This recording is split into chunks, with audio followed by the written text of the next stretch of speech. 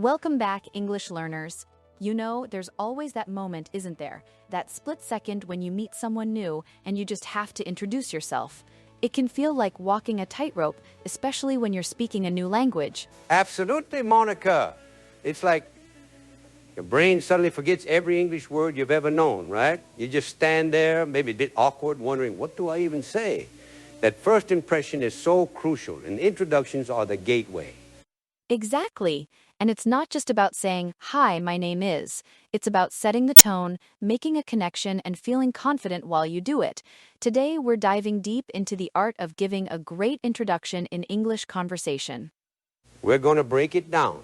From the super basic, I'm just starting out phrases, to more nuanced ways to introduce yourself in different situations, whether it's a casual party or a professional networking event. We've got you covered. So let's start with the absolute fundamentals. Cajun, what's the first thing someone should always aim for when introducing themselves in English? Keep it simple and clear. Your name, first and foremost. Sounds obvious, right? But sometimes people rush or mumble. So, hello, my name is Cajun, or hi, I'm Cajun. Pronounce your name clearly, even if it's a bit unusual for English speakers. That's a great point about clarity. And what about when you're just meeting someone, you've said your name, what comes next? Just staring at them? No, hopefully not. Typically, it's followed by a pleasantry. Nice to meet you, or pleased to meet you. That's standard. Or, if it's more casual, good to meet you. I often hear, "How do you do?" Is that still common? You know, how do you do is a bit more formal and honestly, a little old-fashioned in general conversation these days. You might hear it in very specific traditional contexts, but nice to meet you is much more common and versatile for most situations. Good to know. So if we put it all together, "Hello, my name is Monica, nice to meet you." That's a solid basic introduction. But how do we expand on that without oversharing or sounding robotic? Excellent question. The key is to offer a little bit more, but also leave room for the other person to respond. You could add where you're from. Hello, I'm Cajun. Nice to meet you. I'm originally from Louisiana in the U.S. Or I'm from Brazil. That immediately gives the other person something to ask about. I like that, because it's a natural segue. It's not just a statement, it's an invitation for a follow-up question. What about what you do for a living, or your profession? Definitely. After where you're from, your profession is often the next logical step, especially in professional or semi-professional settings. Hi, I'm Cajun. I'm a software engineer. Or I work in marketing. Keep it concise. Don't give your whole resume right away. So, for example, "Hello, my name is Monica. Nice to meet you. I'm from Canada and I work as a podcast host." That's a good rounded but still brief introduction. Perfect. And remember, when you introduce yourself, it's equally important to make eye contact and offer a friendly smile. That nonverbal communication is huge. It makes you appear approachable and confident, even if you're a little nervous inside. Oh, absolutely. Body language speaks volumes. A firm handshake in formal settings, a relaxed posture, it all contributes to that initial impression.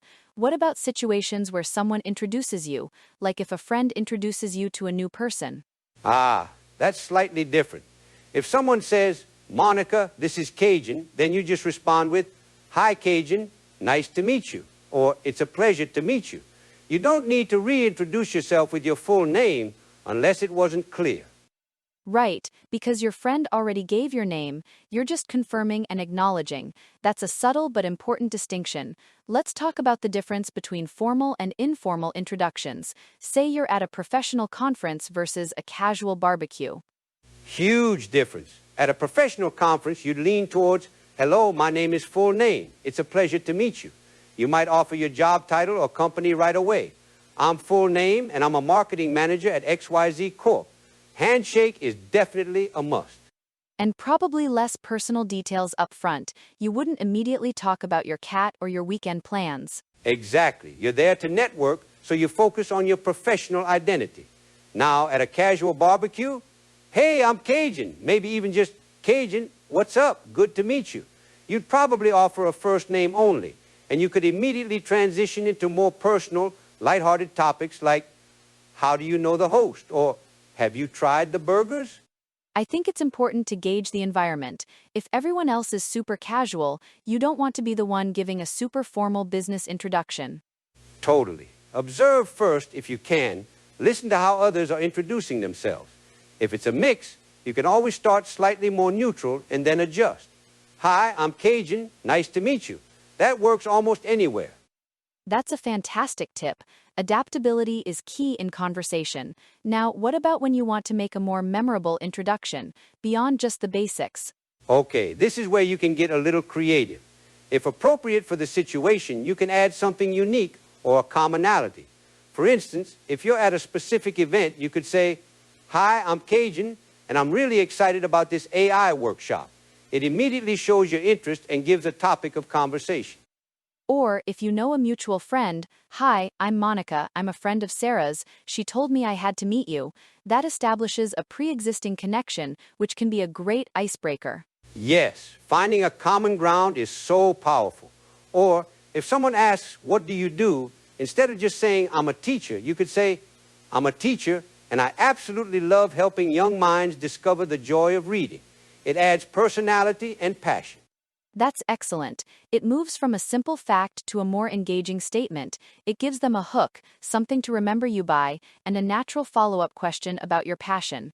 But what if you're shy, or English isn't your first language and you're worried about mistakes? That's totally valid. My biggest advice here is practice. Seriously, practice introducing yourself in front of a mirror.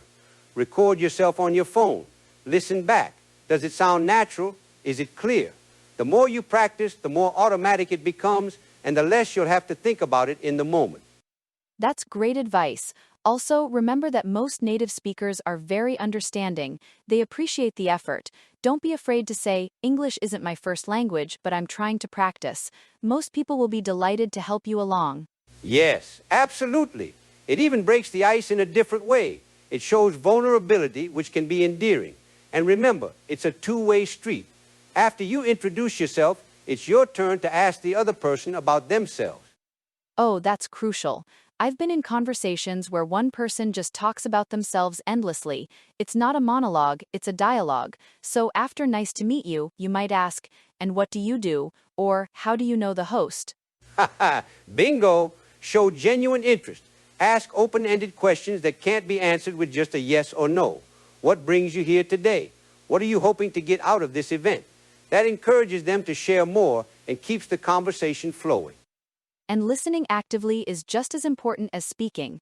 Really pay attention to their answer, so you can respond thoughtfully, not just wait for your turn to speak again.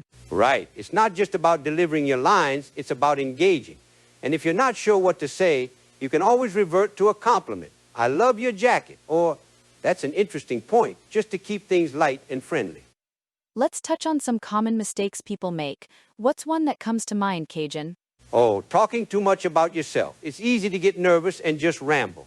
Remember to pause, breathe, and offer the conversational ball to the other person. Silence isn't always bad. It gives them a chance to jump in. I'd add not making eye contact. It can make you seem disengaged or even untrustworthy. Even if you're just shy, try to meet their gaze, even for short bursts. Also, don't apologize for your English. Just speak. "Oh, my English isn't very good."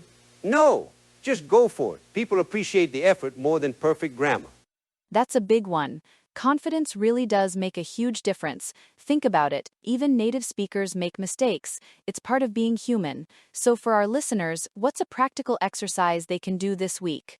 Okay, here's a challenge. Imagine 3 different scenarios. One very casual, like meeting a friend of a friend at a park. One semi-formal, like a dinner party.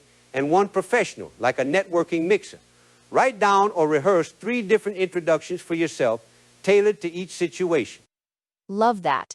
And include a follow-up question you'd ask the other person in each scenario.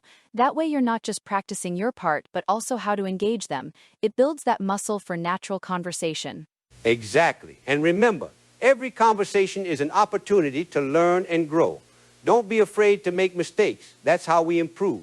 The goal isn't perfection, it's communication.